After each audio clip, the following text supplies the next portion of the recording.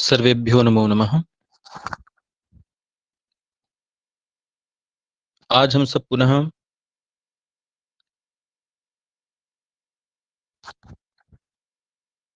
नीति शतकम के श्लोकों के अर्थ पर चर्चा करते हैं। कल हम सब ने मंगलाचरण के बारे में जाना और यहाँ पर जो मंगलाचरण किया गया उसके बारे में पढ़ा।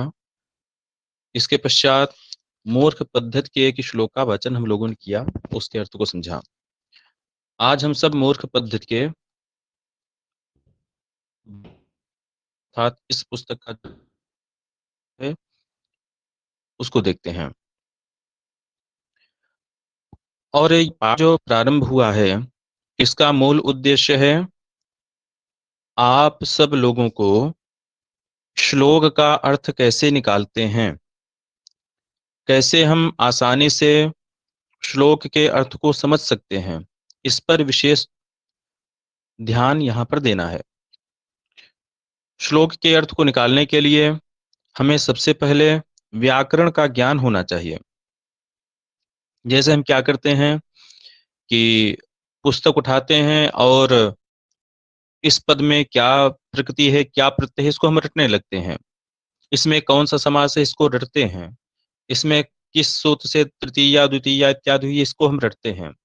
यह नहीं करना है, बल्कि यदि हमें समास जानना है इस साहित्य के पुस्तक के पद्यों में, श्लोकों में, तो सबसे पहले हमें समास मूल लघु सिद्धांत कौमुदी या सिद्धांत कौमुदी से हमें सिद्धांत को पढ़ लेना है। तो यहाँ पर हमें रटना नहीं पड़ेगा, केवल समझना होगा। प्रत्यय इत्यादि को हमें मूल लघु कौमुदी से पढ़ लेना है, फिर यहाँ पर हमें रटना ही नहीं होगा, केवल देखना होगा। कारक को हमें सिद्धांत कौमुदी से पढ़ लेना है, उसके पश्चात यहाँ हमें देखना है। और जब तक हमें व्याकरण का सामान्य ज्ञान नहीं होगा तब तक हम श्लोक के अर्थ को नहीं निकाल सकते हैं। जैसा कि हमारे गुरुचरण कहते हैं कि यदि कोई व्याकरण को बिना जाने अपने आप को साहित्यिक कहे तो वह स्वयं को धोखा दे रहा है। बिना व्याकरण के साहित्य को जाना ही नहीं जा सकता। तो साहित्य को जानने के पहले सबसे पहले हमें व्याकरण का ज्ञान होना आवश्यक है। और व्याकरण को जानने के पश्चात श्लोकों के अर्थ को निकालना बहुत ही आसान हो जाता है, जैसा कि पिछले 2 श्लोकों में हमने बताया था। और आगे भी हम उसी प्रक्रिया से चलेंगे। हमें आपको पंगु बना करके अपने साथ साथ ले नहीं चलना है, बल्कि कुछ श्लोकों को पढ़ा करके आपके अंदर ऐसे गुण खोजने हैं, ऐसे गुण निकालने हैं, ऐसे परिमार्जन करना है कि अन्य जो साहित्य की पुस्तकें हैं उसको आप स्वयं पढ़ें। क्योंकि साहित्य का इतना सारा भंडार है कि कोई व्यक्ति एक व्यक्ति को नहीं पढ़ा सकता है। कुछ पुस्तकें पढ़ करके अन्य पुस्तकों को आपको स्वयं ही पढ़ना है। जैसे अलंकार, अलंकार हमें रटना पड़ता है कि इसमें कौन सा अलंकार है। तो अलंकार हम मूल काव्य प्रकाश साहित्य दर्पण से अलंकार को पढ़ लें, उसके पश्चात यहाँ पर हम देखें कि कौन सा अलंकार कहाँ पर है। यह हमें करना है। तो चलिए हम आगे चलते हैं। आज जो हमारा श्लोक होगा वह तीसरा होगा। वाचन करते हैं। अज्ञः सुखमाराध्यः सुखतरमाराध्यते विशेषज्ञः ज्ञानलव दुर्विदग्धम ब्रह्मापि नरम नरंजयति। अब श्लोक का अर्थ निकालने के लिए हमने कल बताया था कि सबसे पहले क्रिया को देखना है। यहाँ पर क्रिया क्या है, तो हमें मूल क्रिया दिख रही है रंजयति। क्या दिख रही है? रंजयति। यह तिङन्त क्रिया है। और कुछ कृदंत क्रियाएं भी होती हैं। तो कृदंत क्रिया क्या है? आराध्यः, यह भी एक क्रिया है। आराध्यः ऋत प्रत्यय होकर के। और एक क्रिया और हमें दिख रही है आराध्यते, सुखम सुखतरम आराध्यते। तो 2 हमें तिङन्त क्रिया दिखी, एक कृदंत क्रिया। चलिए अब, और जितनी क्रियाएं होंगी उतने वाक्य होंगे, यह हमें ध्यान देना है।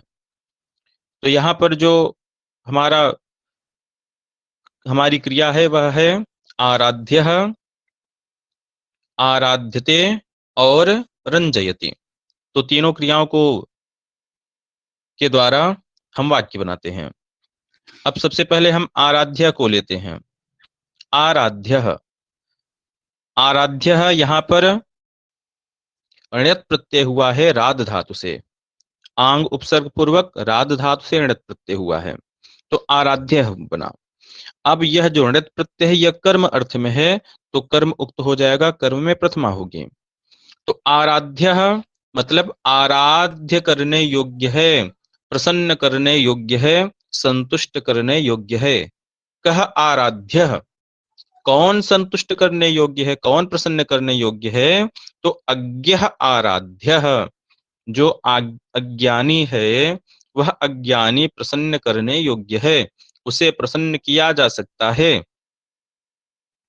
कैसे प्रसन्न किया जा सकता है? तो सुखम आराध्य, सुखपूर्वक, आसानी से। ठीक, तो इसका जो अर्थ हुआ अज्ञः सुखम आराध्य, जो अज्ञानी है उसे सुखपूर्वक आसानी से आराध्य अर्थात प्रसन्न किया जा सकता है, संतुष्ट किया जा सकता है। दूसरी क्रिया है आराध्यते।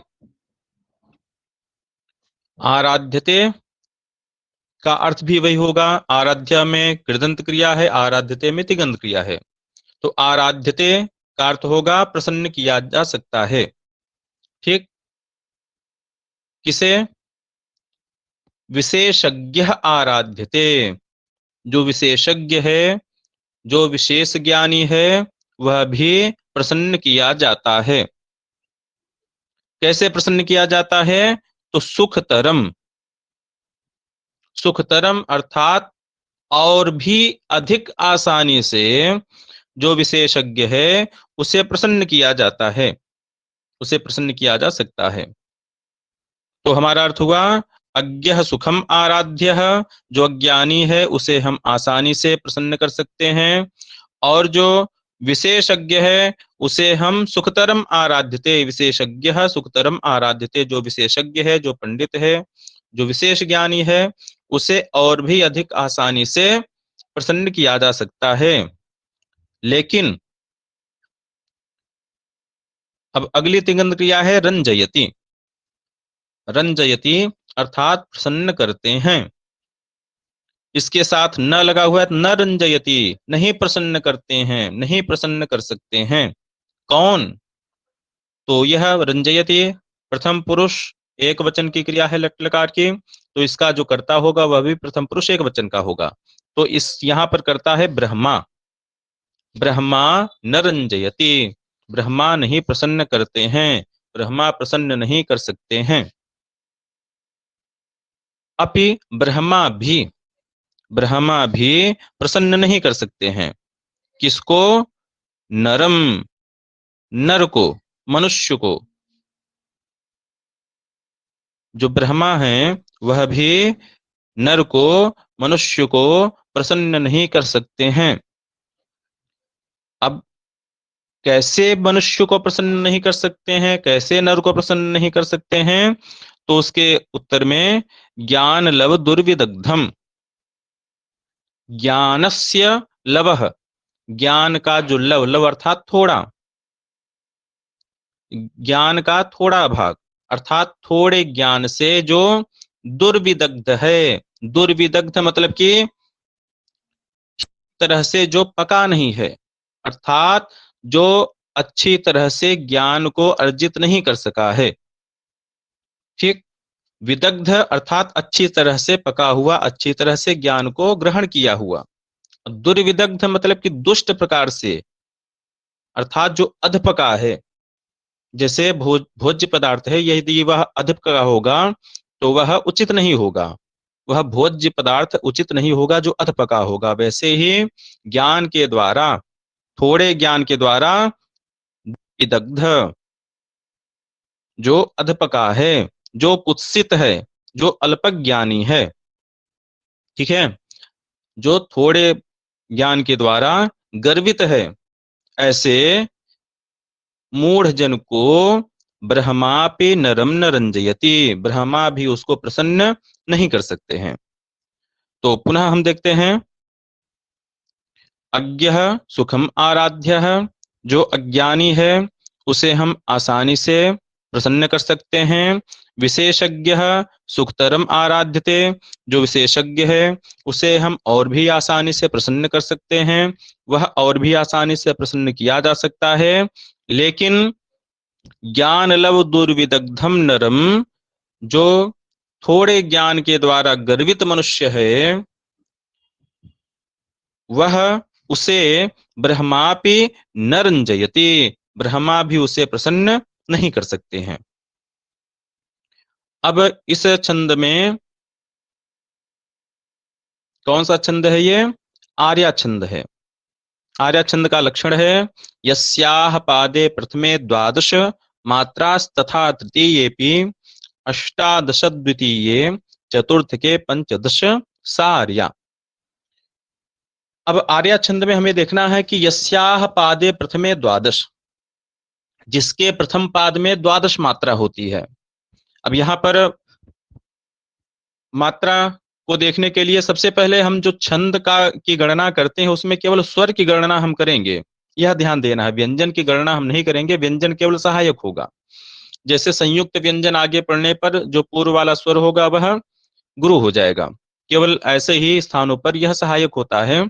और हम जो गणना करेंगे वह केवल स्वरों का करेंगे।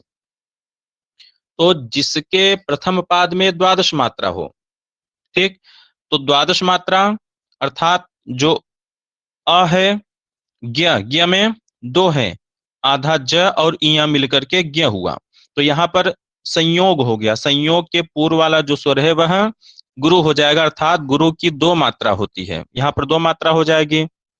ठीक है, दो मात्रा के लिए ऐसे कर देंगे।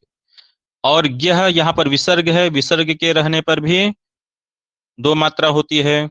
सु में एक मात्रा है, ख में एक मात्रा है, मा में दो मात्रा है, रा में दो मात्रा है, और यह में दो मात्रा है। अब गिन लेंगे, दो दो चार, एक पांच, एक छह, दो आठ, दो 10, दो 12। तो इसके प्रथम पाद में कितनी मात्रा हुई? 12 मात्राएं।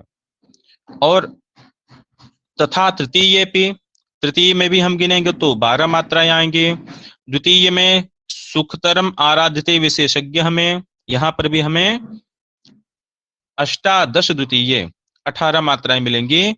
और चतुर्थ के पंचदश, जो चौथी पंक्ति है वहां पर हमें 15 मात्राएं मिलेंगी। तो मात्राओं की गणना कैसे होगी यह हम जान चुके हैं, आगे हम स्वयं कर लेंगे। और यहाँ पर अतिशयोक्ति अलंकार है। कौन सा अलंकार है? अतिशयोक्ति। अतिशयोक्ति कहाँ होती है? जहां पर अतिशय कहा जाए, जो हो नहीं फिर भी उसके बारे में अतिशय बढ़ा चढ़ाकर कहा जाए, वह अतिशयोक्ति अलंकार। जैसे ब्रह्मापि ज्ञान लव दुर्विदग्धम नरम न रंजयति। अरे ब्रह्मा के लिए, रचयिता के लिए ऐसा कौन सा कार्य है जगत में जो कि संभव न हो? लेकिन यहाँ पर ब्रह्मा भी ऐसे नर को प्रसन्न नहीं कर सकते हैं, यह असंभव बात कही गई है, इसलिए यह अतिशयोक्ति अलंकार यहाँ पर होगी। साहित्य दर्पण में उसका लक्षण दिए हैं कि सिद्धत्वेध्यवसायस्यातिशयोक्तिर्निगद्यते। और जो काव्य प्रकाश में है उसमें केवल भेदों को कह दिया गया है, विशेष कोई लक्षण नहीं दिया गया है। तो इस प्रकार से हमने तीसरे श्लोक को देखा। अब आगे हम चौथे श्लोक पर चलते हैं।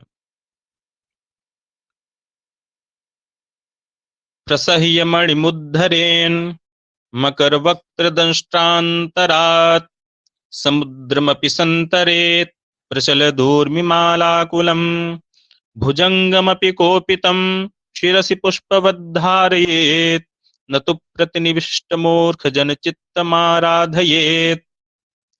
अब यहाँ पर हम सबसे पहले क्रिया को देखेंगे कि क्रिया कौन कौन सी है। तो यहाँ पर मणिम उद्धरेत, उद्धरेत है। मणिम म से उ आप हटाइए तो उद्धरे न, नकार है ना, त है, त को न हुआ है, ये रो नुनासिके नुनासको वा से तकार को नकार हो गया है, अनुनासिक हो गया है। तो तकार को नकार, यहाँ पर जब हम संधि विच्छेद कर देंगे तो उद्धरेत एक क्रिया हुई, और उसके पश्चात दूसरी पंक्ति में संतरेत दूसरी क्रिया हुई, तीसरी पंक्ति में धारयेत, चौथी पंक्ति में आराधयेत। तो 4 तिङन्त क्रियाएं हमें प्राप्त हुई, अर्थात यहाँ पर 4 वाक्य बनेंगे। तो क्रमशः हम चारों वाक्यों को देखते हैं। तो सबसे पहले उद्धरेत, उद्धरेत क्रिया को लेते हैं। तो उद्धरेत का अर्थ होगा यहाँ पर निकाल सकता है। हरि धातु है, हरि धातु मतलब ले जाना।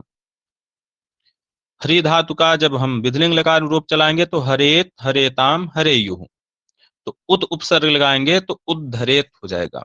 उद्धरेत, हरेत हरेत अर्थात ले जाना, और उद्धरेत अर्थात निकालना। और यहाँ पर जो अर्थ हुआ है वह निकाल सकता है। सकने अर्थ में यहाँ पर विधिलिंग लकार का प्रयोग हुआ है। शकलिंग च एक सूत्र है, उस सूत्र के द्वारा जो विधिलिंग लकार का प्रयोग है वह शक्यार्थ में हो जाता है, सकने अर्थ में। वैसे हम सामान्य विधिलिंग लकार का अर्थ जानते हैं चाहिए अर्थ में, उसे जाना चाहिए। सह गच्छेत, ठीक, सह ग्रामम गच्छेत, उसे गांव जाना चाहिए। लेकिन यदि हमें अनुवाद करना हो कि वह गांव जा सकता है, तो इसका भी अनुवाद यही होगा कि सह ग्रामम गच्छेत, सह ग्रामम गच्छेत, इसका भी अर्थ होगा कि वह गांव जा सकता है। सकने अर्थ में भी विधिलिंग लकार का प्रयोग होता है। विधिलिंग लकार का प्रयोग कई अर्थ में होता है, तो यहाँ पर जो विषय वस्तु है उसी पर चर्चा करते हैं। तो शकलिंग च से यहाँ पर जो विधिलिंग लकार का प्रयोग है वह सकने अर्थ में हो गया है, शक्यार्थ में हो गया है। तो उद्धरेत का यहाँ पर अर्थ होगा कि निकाल सकता है। उद्धरेत का अर्थ हो गया निकाल सकता है। किम उद्धरेत, क्या निकाल सकता है? तो उसके उत्तर में यहां पर आएगा मणिम उद्धरेत, मणि को निकाल सकता है। मणिम उद्धरेत, मणि को निकाल सकता है। कश्चित, यहां पर कर्ता हम अपने से ले लेंगे। कश्चित कोई व्यक्ति, मणिम उद्धरेत, मणि को निकाल सकता है। अब मणि को निकालेगा तो किसी स्थान से निकालेगा, कहां से निकालेगा? मकर वक्त्र दंष्ट्रांतरात। मकर अर्थात जो मगर होता है, जो ग्राह होता है, उसका वक्त्र, वक्त्र अर्थात मुख, वक्त्र मुख को कहते हैं, और दंष्ट मतलब उसके जो दांत। मकर अर्थात ग्राह, ग्राह का जो मुख, उस मुख में रहने वाले जो दांत हैं, उस दांत के अंतरात अर्थात मध्य से। तो मकर वक्त्र दंष्टांतरात का अर्थ हुआ कि ग्राह के मुख के दांतों, ग्राह का जो मुख, उस मुख में रहने वाले जो दांत, उन दांतों के मध्य से। तो इसका अर्थ क्या होगा कि मगर के मुंह से, मुंह में अर्थात उसके दांतों के मध्य से प्रसह्य, बलपूर्वक, प्रसह्य का अर्थ होता है बलपूर्वक, मणिम उद्धरेत। तो इस वाक्य का हम अर्थ लगाते हैं कश्चित, कर्ता हम स्वयं ले लेंगे, कश्चित मकर वक्त्र दंष्टांतरात प्रसह्य मणिम उद्धरेत, अर्थात कोई मगर के मुंह से मणि को बलपूर्वक निकाल सकता है। अब दूसरी क्रिया संतरेत, त्रिधातु है, त्रिधातु का जब हम विधिलिंग लकार रूप चलाएंगे तो तरेत हो जाएगा, तो सम उपसर्ग पूर्वक त्रिधातु का प्रयोग करेंगे तो संतरेत। यहां पर भी जो विधिलिंग लकार का प्रयोग है वो शक्यार्थ में है, शकलिंग च इस सूत्र से। तो शक्यार्थ में अर्थात पार कर सकता है, तैर सकता है। कश्चित संतरेत, कश्चित कर्ता अपने से लगाएंगे, कश्चित संतरेत, कोई पार कर सकता है, कोई तैर सकता है। क्या तैर सकता है? समुद्रम, समुद्र को तैर सकता है। कश्चित समुद्रम संतरेत, कोई समुद्र को पार कर सकता है, तैर सकता है। इसमें कौन सी बड़ी बात है, समुद्र को बहुत सारे लोग पार करते हैं, तैरते हैं। तो कहे नहीं, कैसे समुद्र को, प्रचलत ऊर्मिमाला कुलम, प्रचल दूर्मिमाला कुलम, ऐसे समुद्र को पार कर सकता है जहां पर प्रचलत चल रही हैं। ठीक, कौन चल रही हैं? ऊर्मी, ऊर्म मतलब तरंगे, ऊर्मी कहते हैं तरंग को। और केवल एक तरंग नहीं, तरंगों की माला। ठीक, चलती हुई तरंगों की जो माला है, उस माला से आकुल। ठीक, इसको संधि विच्छेद करेंगे, प्रचलत ऊर्मी माला आकुल, यह अलग अलग हो जाएगा। तो चलती हुई तरंगों की माला से आकुल जो समुद्र है, उस समुद्र को भी कश्चित संतरेत, कोई पार कर सकता है। यह नदी, नदी की माला नहीं है कि छोटी छोटी रहेगी। समुद्र की जो ओर में होती है, जो उसकी तरंगे होती है, बहुत भारी होती है, उसको पार करना बहुत ही मुश्किल होता है। लेकिन उसको भी कश्चित प्रचल दूर्मिमालाकुलम समुद्रम अपि संतरित, कोई व्यक्ति लहराती हुई जो तरंगे हैं, उस तरंगों के माला से व्याकुल जो समुद्र है, उसको पार कर सकता है, तैर सकता है। आगे धार्येत, धार्येत मतलब धारण कर सकता है। यहां पर भी शक्यार्थ में विधिलिंग लकार का प्रयोग। तो धार्येत अर्थात धारण कर सकता है। किसको धारण कर सकता है? भुजंगम, भुजंग कहते हैं सर्प को, सर्प को धारण कर सकता है। कैसे सर्प को धारण कर सकता है? कोपितम भुजंगम, जो क्रुद्ध भुजंग है, क्रुद्ध भुजंग को कोई धारण कर सकता है। किस तरह? पुष्पवत, पुष्प की तरह। कोई कोपितम भुजंगम पुष्पवत धारियेत, पुत्र धारियेत शिरसी, अपने सर पर। ठीक है, तो इसका अर्थ क्या होगा? कश्चित, कश्चित कोपितम भुजंगम अपि शिरसी पुष्पवत धारयेत, कोई व्यक्ति क्रोधित सर्प को अपने सर पर पुष्प की तरह धारण कर सकता है। लेकिन आगे फिर जो अगला वाक्य है वह क्या है? क्रिया धार आराधयेत, आराधयेत के साथ न का प्रयोग कर दिए, न आराधयेत, प्रसन्न नहीं कर सकता है। किसको प्रसन्न नहीं कर सकता है? तो मूर्ख जन चित्तम, मूर्ख जो लोग हैं उनके चित्त को, मूर्ख जन के मन को नहीं प्रसन्न कर सकता है। कैसे मूर्ख जन के चित्त को?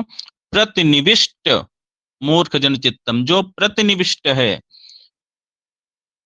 प्रति उपसर्ग नि उपसर्ग पूर्वक विष धातु से अक्ता प्रत्यय करेंगे तो प्रतिनिविष्ट बनेगा।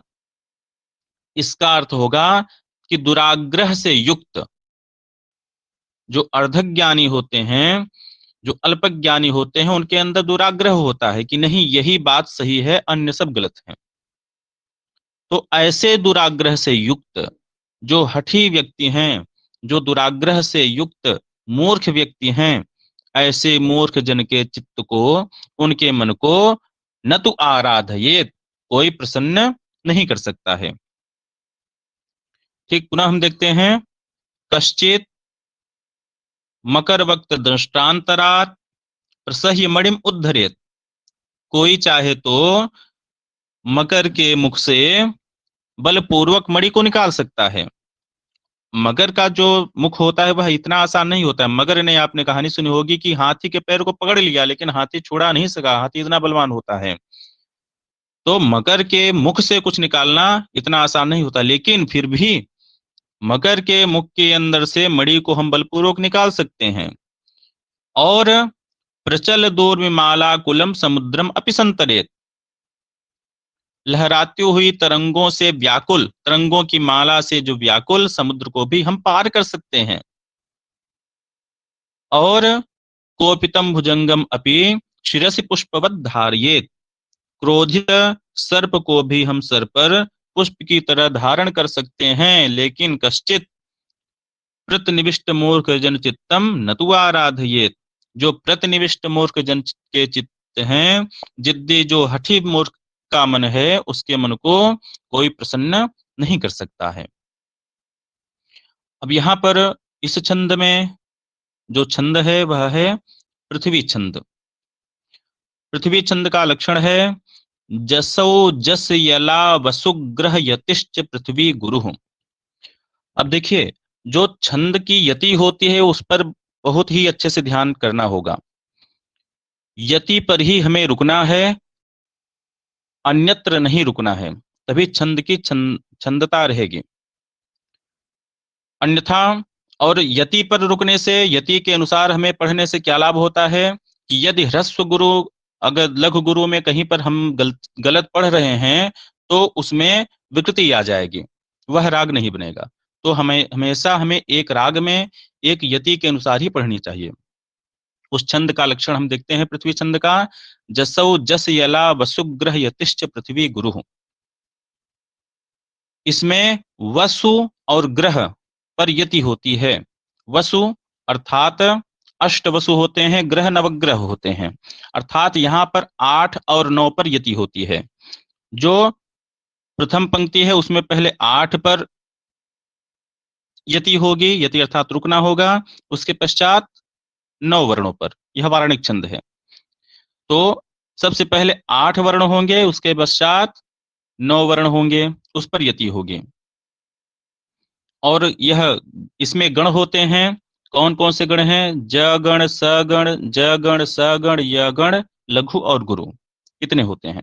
तो सबसे पहले हम यति को देखते हैं। तो प्र में प्र क्या हो गया? और हमने पहले बताया था कि केवल स्वर का ग्रहण हमें करना है, व्यंजन को नहीं करना है। तो प्र में अ है, 1 हो गया। स में अ है, 2 हो गया। हिया में अ है, 3 हो गया। म में अ है, 4 हो गया। ड़ी में ई है, 5 हो गया। म में ऊ है, 6 हो गया। ध में अ है, 7 हो गया। रे में ए है, 8 हो गया। अब यहाँ पर हमें रुक जाना है पढ़ते समय। प्रसह्यमणि मुद्धरेन, यहाँ पर रुक जाना है। ठीक, उसके पश्चात अब हम आगे देखते हैं।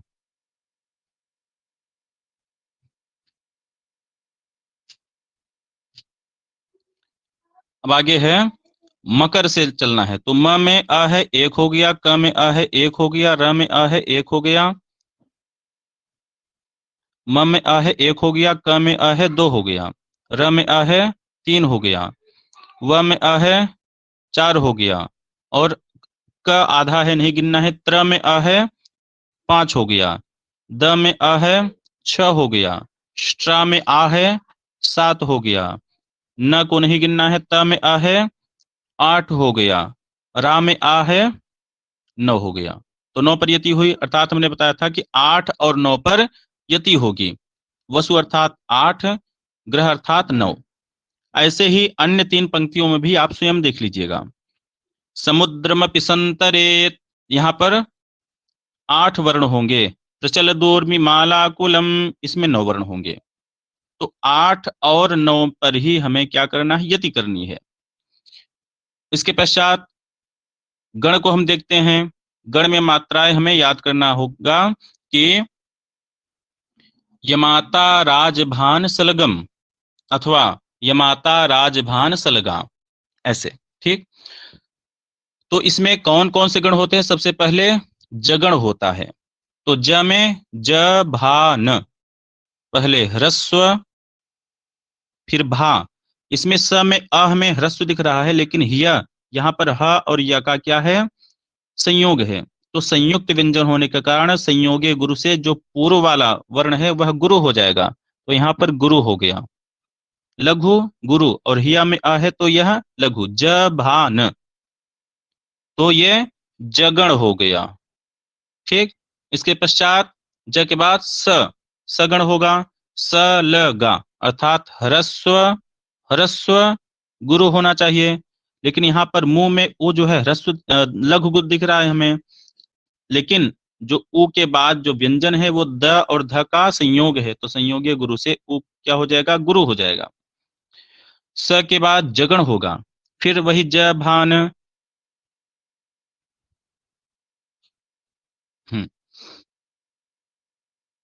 अब ध में जो अ है वह ह्रस्व है, र में ए जो है लघु है, और जो रे में ए है वह गुरु है, म में अ जो है वह लघु है, तो जगण हो गया। फिर सगण, क में अ ह्रस्व लघु, र में अ लघु, वक्त्र व में अ जो है वह लघु दिख रहा है, लेकिन क और त का संयोग है, तो संयोगी गुरु से व का आ जो है वह गुरु हो जाएगा, तो स ल गा सगड़ हो गया। फिर यगण, य मा ता, तो त्र में अ है लघु है, दंष्ट यह संयोग के पहले है, तो द में जो अ है वह गुरु हो जाएगा।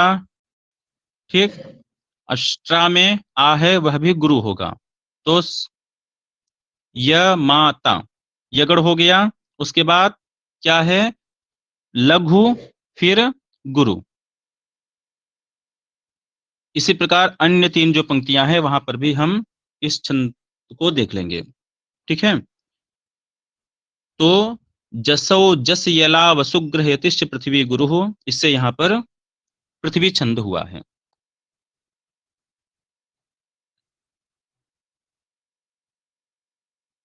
चलिए आज भी जो है दो ही छंद करते हैं। यदि किसी का कोई प्रश्न इसमें हो तो भी अनम्यूट होकर के प्रश्न पूछ सकते हैं।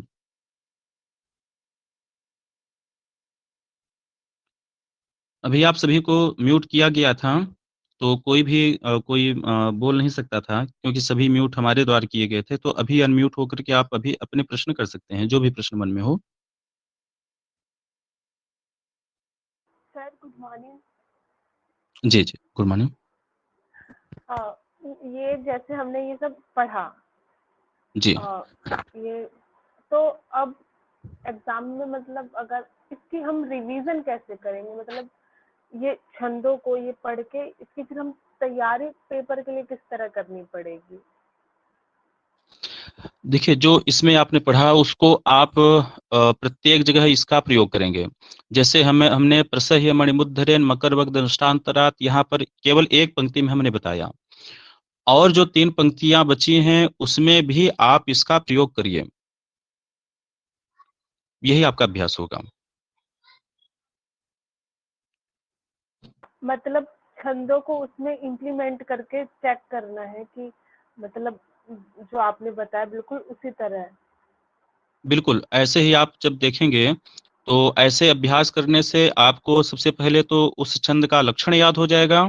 उसके पश्चात उसमें कितने-कितने पर यति होती है, उस यति के अनुसार आपको उस छंद को बोलना आ जाएगा। जैसे छंदों को बोलना हमें नहीं आता है, अलग-अलग छंद को, एक ही राग में हम सभी छंद को बोलते हैं, तो उस छंद को बोलना आपको आएगा। और दूसरा अपने लिए अथवा परीक्षा के लिए जो तैयारी कर रहे हैं, उनके लिए भी बहुत अच्छा होगा। जी, अन्य कोई तो प्रश्न? सर परीक्षा के लिए ऐसे ही इनको पढ़ते जाएंगे तो मतलब कवर होते जाएगा, मतलब जैसे पता नहीं है ना किस टाइप का कैसे क्या होगा, इसीलिए थोड़ा डर लग रहा है और कंफ्यूजन हो रही है।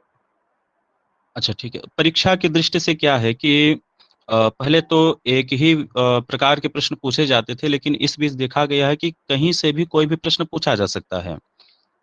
तो हमें क्या करना है कि एक पद्य को लेना है, उसमें क्या प्रकृति है, क्या प्रत्यय है, क्या अलंकार है, क्या छंद है, यह सब हमें देखते चले जाना है। और कुछ पद्यों में ही हमें कठिनाई होगी, उसके पश्चात क्योंकि वही छंद, वही अलंकार, वही प्रकृति प्रत्यय पुनः-पुनः आते जाएँगे, तो हमें आगे कठिनाई नहीं होगी, कुछ पद्यों तक हमें कठिनाई हो सकती है। जी सर, और ये जो लास्ट पंक्ति है, ना तू प्रतिनिविष्ट मूर्ख जन चित्तम आराध्य, ये एक बार जी, बता दीजिए। अच्छा ठीक है, देखिए। तो न तो प्रतिनिविष्ट मूर्ख जन चित्तम आराधयेत्, यहाँ पर क्रिया क्या है? आराधयेत्। आराधयेत् ये विधिलिंग लकार का रूप है। और हमने अभी बताया कि विधिलिंग लकार का यहाँ पर प्रयोग चाहिए अर्थ में नहीं है, यहाँ पर शक्यार्थ में है, सकने अर्थ में है। मतलब आराध्येत अर्थात प्रसन्न किया जा सकता है। आराध्येत है यहाँ पर, आराध्येत अर्थात प्रसन्न किया जा सकता है, लेकिन न भी यहाँ पर लगा हुआ है, तो न आराध्येत ऐसा हमें करना है। अर्थात प्रसन्न नहीं किया जा सकता है। किसको नहीं प्रसन्न किया जा सकता है? तो मूर्ख जन चित्तम, मूर्ख जो लोग हैं उनके मन को प्रसन्न नहीं किया जा सकता है। कैसे मूर्ख व्यक्ति के चित्त को? तो प्रतिनिविष्ट, प्रतिनिविष्ट का अर्थ होगा यहाँ पर जो दुराग्रह से युक्त हैं, जो अल्पज्ञानी हैं। ऐसे अल्पज्ञानी हठी दुराग्रह से युक्त मूर्ख जन के चित्त को न तु आराध्येत, नहीं प्रसन्न किया जा सकता है। यही इसका अर्थ होगा। जी सर, थैंक यू। जी जी, अन्य कोई प्रश्न किसी का?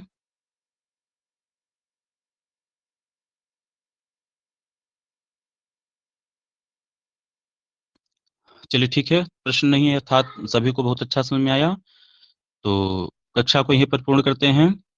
सर्वेभ्यो नमो नमः।